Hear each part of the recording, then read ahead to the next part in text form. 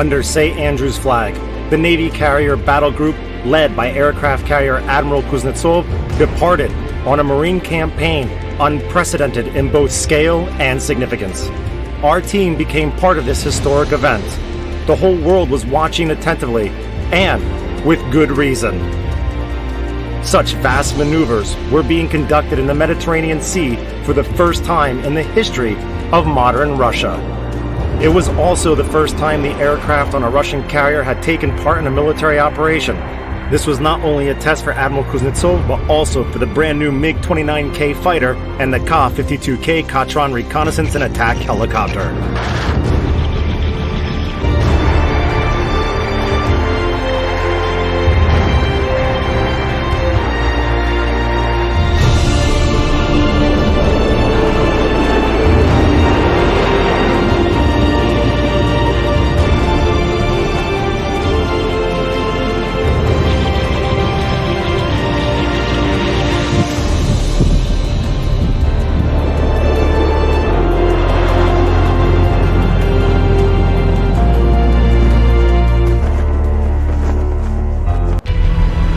A symbol of Russian sailors' honor, their pride.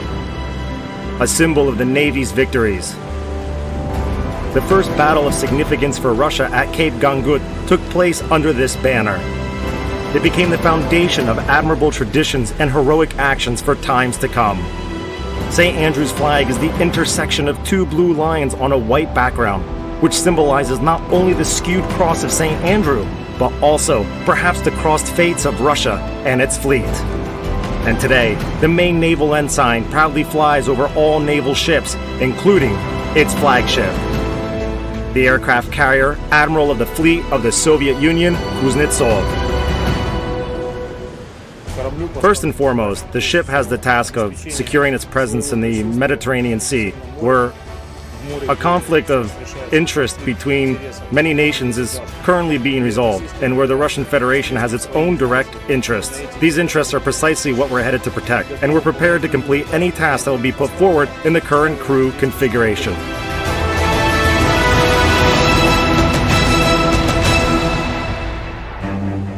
The carrier battle group, led by the flagship of the Russian Navy, the aircraft carrier Admiral Kuznetsov, started its journey at the base of the Northern Fleet in Severomorsk and traveled through the Barents, Norwegian, and North Seas, and only after that to the Atlantic, where it entered the Mediterranean Sea a little while later through the Strait of Gibraltar. The distance between Severomorsk and this destination is about 5,400 nautical miles, approximately 10,000 kilometers. The average speed of the group is 12 to 13 knots. This is widely accepted as an efficient speed for ships at which all resources are used rationally. And for us, documentarians, this whole trip was a kind of mosaic of different impressions, events, and information.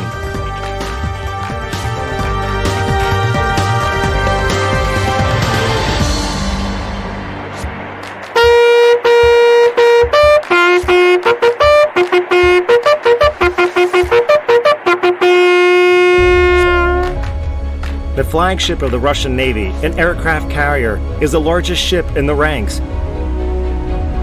and it has the largest crew serving on it.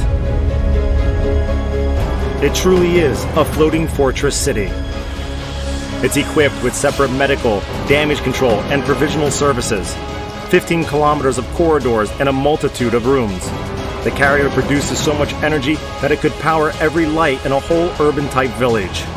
Its steam turbines have a total horsepower of 200,000, which amounts to almost 3 nuclear-powered Rossiya icebreakers put together. The armament on a Russian aircraft carrier is what differentiates it from other nations' ships of the same class. 4 small islands of weaponry installed on the ship provide defensive cover for the full sector from long distances, as well as the capability for attacks and fleet defense.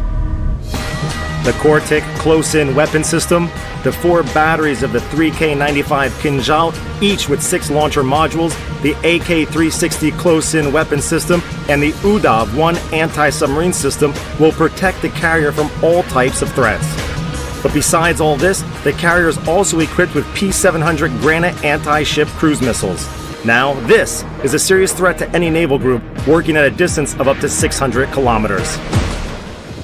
Self-defense weapons, firearms that are carried on the deck, are also distinguished, both in the sense of setting a general standard and as concerns our own plans as well. But in the end, the main weapons of the ship are its carrier-based aircraft. The carrier is designed to hold more than 50 aircrafts. At the moment, Kuznetsov's wing consists of the Su-33 and MiG-29K carrier-based fighters. The flight deck also contains Ka-27 helicopters with rescue and anti-submarine modifications, Ka-29 assault transport helicopters, the Ka-31 reconnaissance helicopters, and the newest model of the Ka-52K carrier-based helicopter.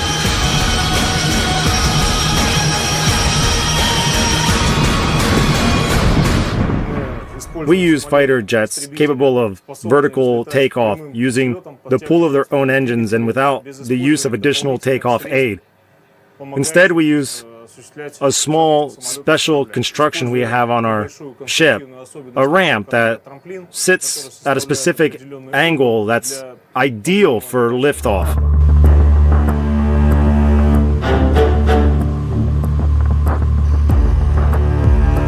Maintenance and repair crews, as well as takeoff and landing mechanisms, ensure a quick takeoff. The technology has been developed so well it works like clockwork. The plane taxis onto a restraining mechanism. Then the pilot turns the engine to afterburner mode. And then, on the pilot's command, the technicians release the restraints, allowing the pilot to soar into the sky. However, the takeoff is much easier than landing. In the north, the sea waves have reached 5 Beauforts.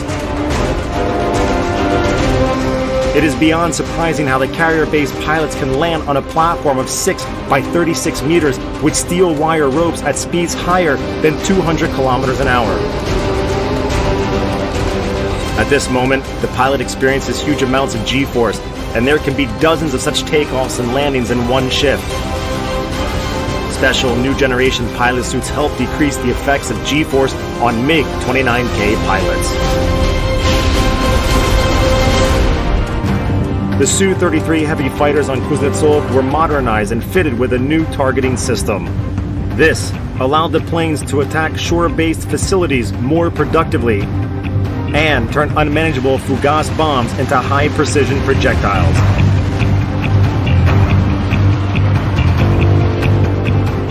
However, the adaptive wing mechanization remained, which is important in takeoffs from the ship's deck. And the range of operations became 3,000 kilometers against the 200 of the MiG-29K.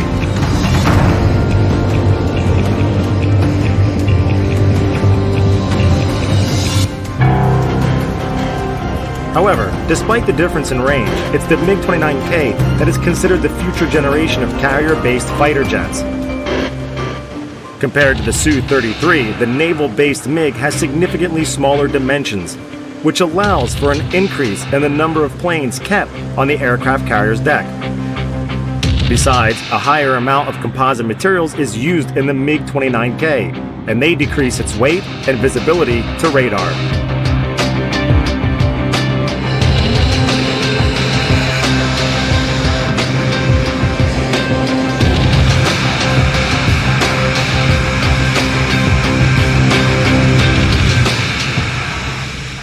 Well, the MiG-29K is our old reliable machine, which was originally designed together with our ship and built to be used on it, which is why we are taking it for another spin today, but this time in a slightly different build, not as an anti-aircraft fighter, but as a vehicle capable of performing any task, both above the water and on shore. The naval version differs from the original multi-role MiG-29K with its anti-corrosion protection, strengthened struts on the chassis, foldable wings, an in-flight refueling system, and 2 new RD-33K engines.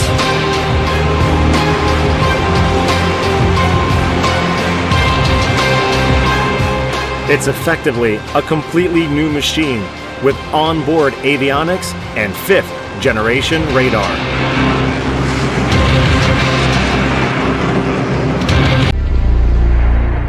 The carrier battle group on the Northern Fleet, having aircraft, anti-ship, anti-aircraft, and anti-submarine components, works in a single informational field with minute-by-minute updates.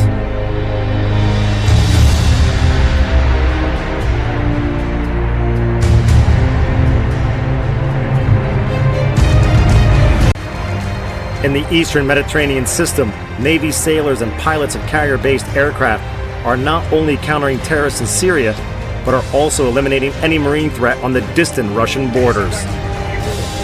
The ships in the carrier battle group are capable of controlling the situation from a distance of several hundred kilometers in all directions.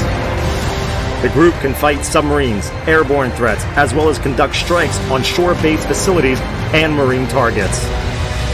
Besides the warships, the salvage tugboats Nikolai Chikar and Altai are taking part in the long campaign. The tankers Kama, Dubna, and Sergei Osipov carry fuel and other provisions. Communication between the ships in the group is carried out with the help of speedboats and carrier-based helicopters.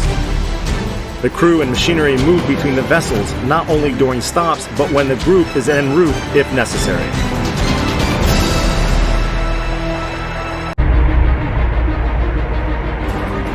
The Russian Navy is witnessing this kind of reception for the first time since the Cold War.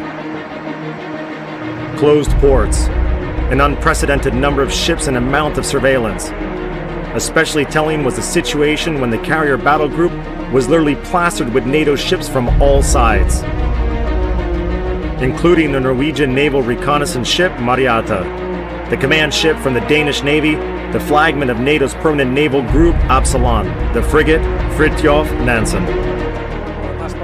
Our campaign coincided with the execution of the largest NATO training exercise in the region, John Toyer. Due to this, we were accompanied by up to 8 destroyers, frigates led by the Danish naval flagship Absalon.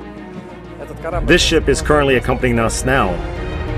Unmanned aerial vehicles and the surveillance aircraft Lockheed P-3 Orion were also tracked and recorded. Foreign carrier-based helicopters also attempted to conduct reconnaissance directly above the ships in the carrier battle group, and the culmination of the situation became the brash attempt by the British frigate Richmond to disrupt the Russian ship's formation. After leaving the English Channel, there was a new information campaign against the carrier battle group. The world's mass media was talking about practically every move the carrier battle group made, from the groups, the goals, and tasks to its possible refueling in a Spanish port, and even the smoke coming out of the carrier's funnel. A helicopter from a British TV channel, disregarding all safety measures, risked getting as close to the Admiral Kuznetsov as possible just for a hot exclusive.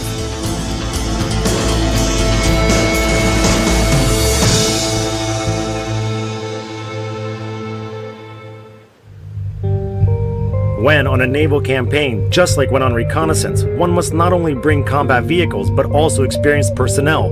Those who will not fail you and will do everything in their power for the team, even under unfavorable conditions.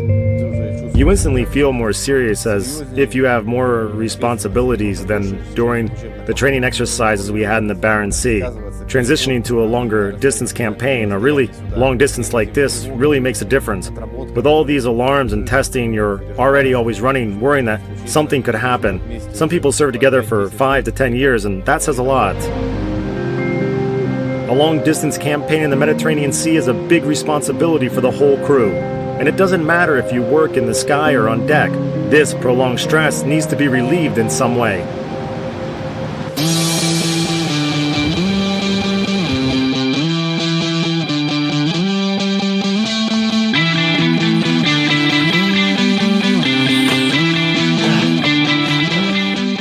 It would be strange if the Northern Fleet didn't love the most northern and the manliest of games. Right now, combat preparations are being conducted with a stick and a puck. Even the lack of ice isn't an obstacle for the deck crew.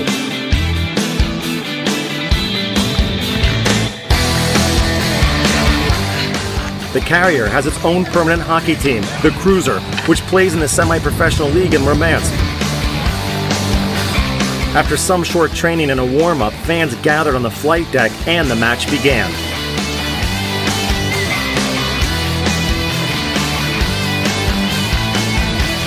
Everyone got a lot of drive and positive emotions from it.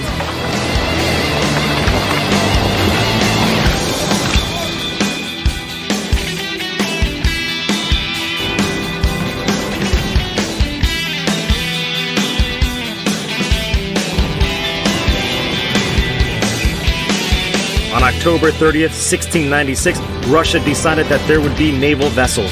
Since then, the Russian fleet has seen progress not only with their ships, but with their beloved traditions.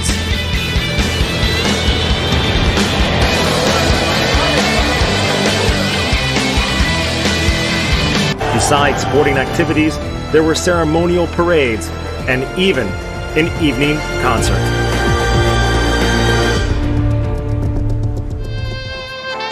After hearing all these songs and poems, you begin to understand that behind the calm and quiet facade of the Northern Sea, the men hide a contemplative nature full of romanticism. Future generations of sailors will have a standard to aspire to, and not only in their professional duties.